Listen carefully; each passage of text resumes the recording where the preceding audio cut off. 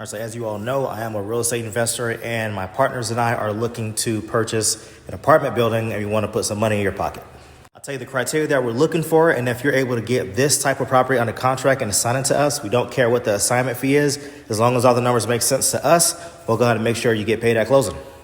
And you don't have to memorize this criteria. I'll have a screenshot of it, and I'll put it at the end of this video. So we're looking to purchase an apartment in Florida, Texas, North Carolina, South Carolina, Georgia, Arizona, Idaho, or Tennessee. We're looking for a purchase price that's at least $1 million and up to $30 million. We're looking for B2C properties that's about a 6 cap or above.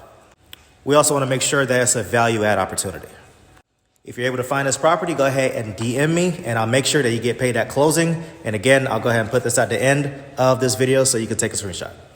I can't take no loss. I don't even know what it costs.